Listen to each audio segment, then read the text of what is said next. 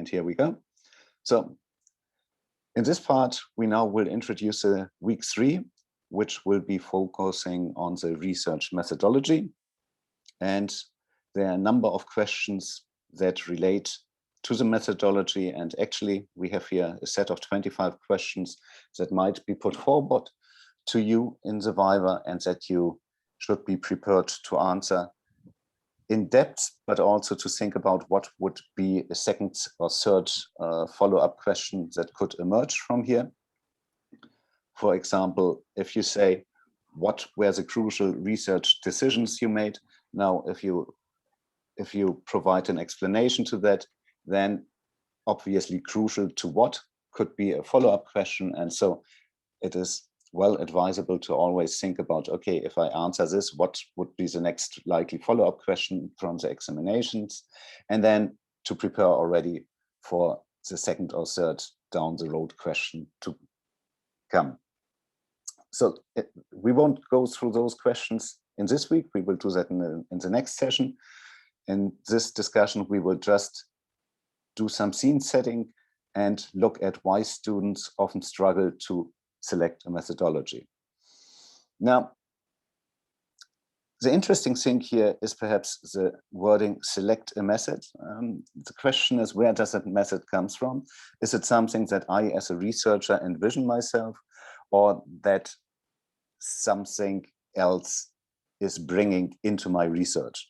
Is it the supervisor that suggests a particular method, or is it perhaps particularity of the doctoral program at which I am enrolled and which mandates me to use a certain set of tools? Now, it might be a combination of those, and that will depend on each case. But there's a common reason why students often struggle. It's because they are asked to select a method at a point in time once they have little knowledge about what the research problem actually is. They do not know what are the existing studies of relevance to the problem. And they certainly then also don't know, sort of second, third down the road question. They also do not know what's the wider literature in the field and what might be the boundaries. So at an early point in time, you are asked to take a decision that will impact very much how your research continues. And it's at a point in time where you lack a basic understanding and knowledge. So this is a bit of tricky thing, and that could come back very well to you in the Viva, because if things didn't work out, or if you just tried to hold on a method that turned out to not be ideal, or if you changed the method, if you drastically altered the entire course of what you have been doing over time, how you defend that in the Viva will be crucial, and how you make sense out of that. Now, the tricky thing here is that the research problem will only gradually emerge as the research progresses. And there's often a bias towards urgency in getting active in doing things. And this might have impacted the way how you did your research. And before going into the Viva, it would be good to reflect on that and to take stock on how your research has been developing. At which point in time have you finding the ultimate set of methods and combinations that you have been applying? At which point in time have you been understanding what was part of the question and what was part of the answer? How were things coming together? This would be a stock taking that should be done prior to the Viva, in written perhaps at first, but then also to verbally express how things belonged to each other. How did my method were coming in?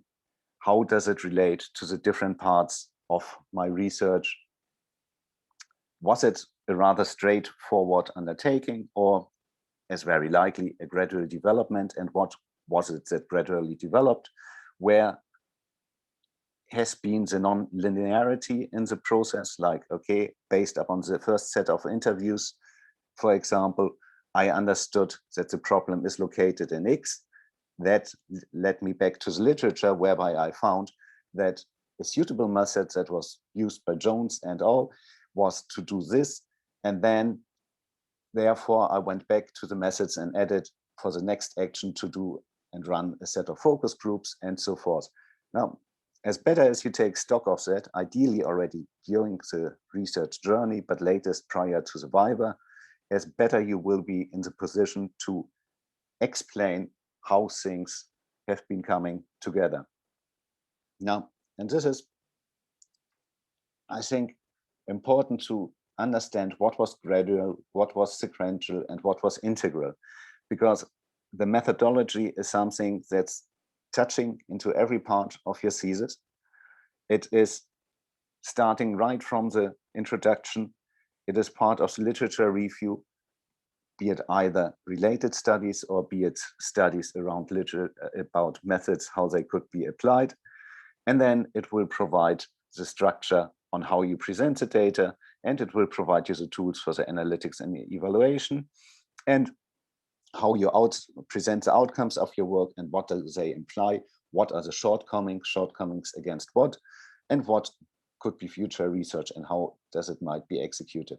Now, all of those things you should think through prior to the Viva, because they are all part of the methodology coverage and they need to be explained by you in detail at that point in time.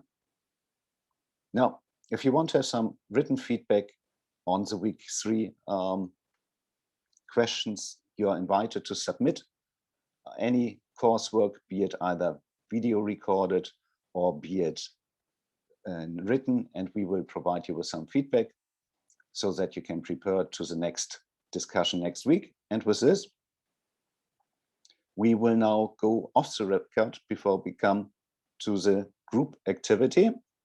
Let me switch the recording off.